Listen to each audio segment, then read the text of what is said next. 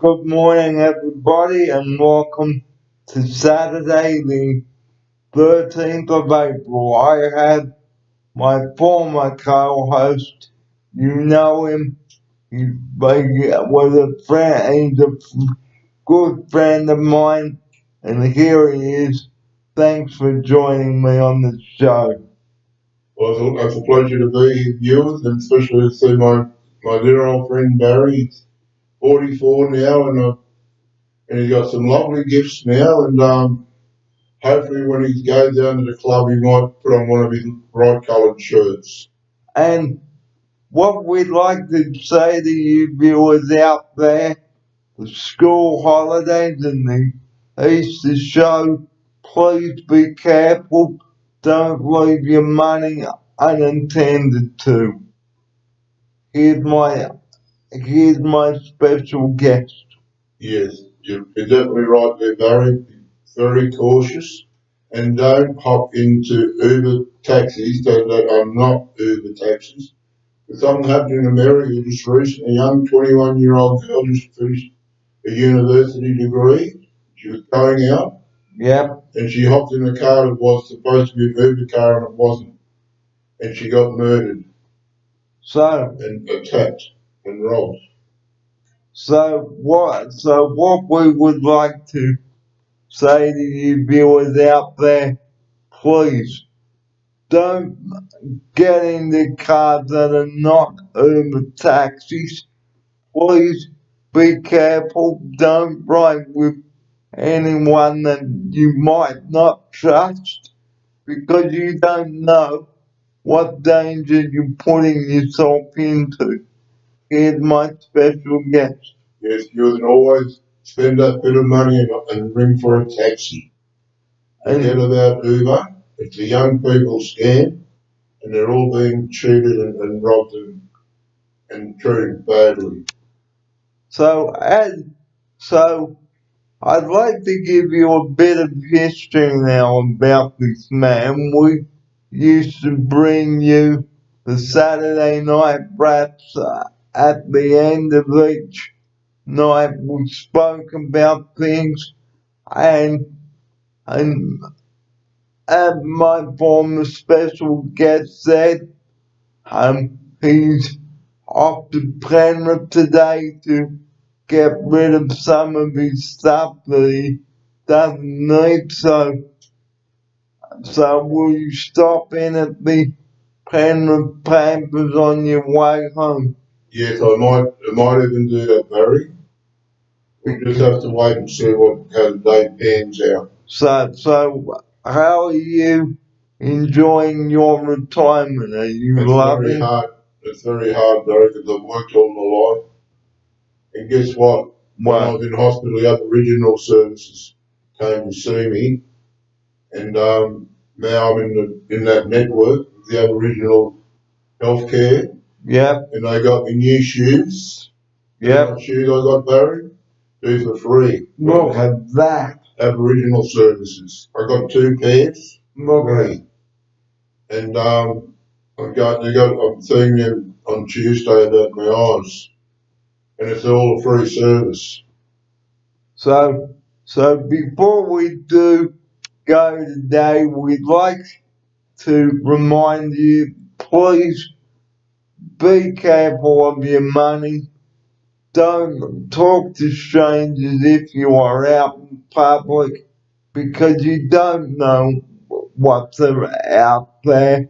And would I be right, Doug, in saying? You would be. That's why when you first started going out in the community, Barry, you were so frightened, weren't you? Too right. You were frightened someone was going to hit you and hurt you. Yeah. And treat you in a manner that was uncomfortable for you. And they're not being dates. If there's any problem, Barry, you come and tell me, and I'll go down to the club personally and sort it out for you. And before we do go today, Doug, I'd like to take the opportunity of wishing you all the best of luck up in Queensland. And when do you So you drive up there. Yeah, I drive up there on the Friday. Like I said, Barry, I don't want to ever lose your friendship. And We've had so many good times together. Throw it all away. yeah, and why? All because I'm not here doesn't mean that we have to shut the door and say, well, he's just an employee. I And think you and I are more than just employees and clients. We've turned it around as a friendship situation. yeah, Do you and tend to agree with me there, Barry? I do indeed. And what date do you drive up to Queensland? On the 27th. Of April. Yeah. Well, we might do a farewell video here, just you and I together before you head up. You've got my telephone number, haven't you? And your email. Yeah, you can always ring me anytime you want.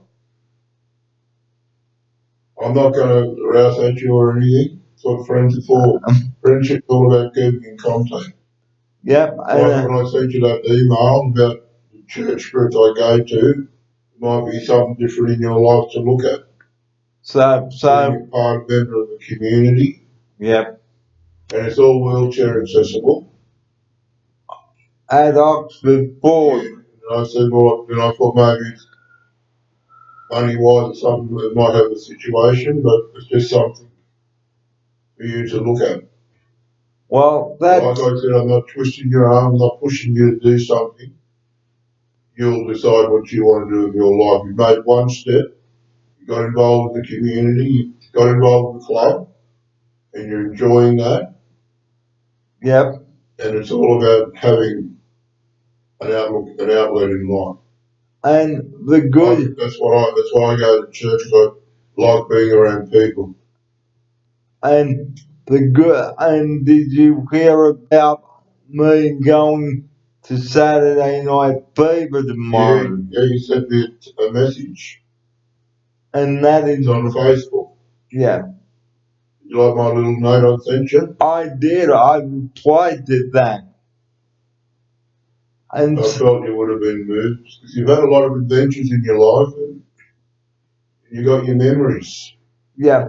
Even though they say you're too old to play bocce and play internationally anymore, at least you've got your memories and you've lived your dream. Well, your dream was to represent your country and go overseas, and did you do that? I did indeed. So you've got all that. So, as we close today's special program with my outsider, my former special guest, I'd like to say once again good luck to Doug and whatever he has chosen to do in his life, and he's going one step forward at a time, and he's going up to Noosa where it's nice and warm and sunny, and it doesn't mean that friendships have to end now or the door has to be shut, because I'm no longer an employee at the Cerebral Palsy Alliance. It doesn't mean that we have to shut the door. So, from me, Doug, all the best to you. And here's my special guest now with his closing message. Well, Barry, all I want to say is I'm proud of what you've lived your life, all the challenges you've had, all the adventures you've had, and how you've become a strong person and you've stood up for what you want to do and what you want to say.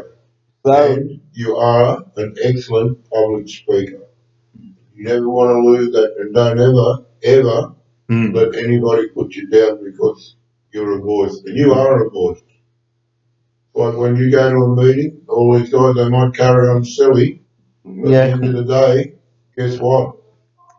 The people that count are taking in what you're saying. That's what you have to look at.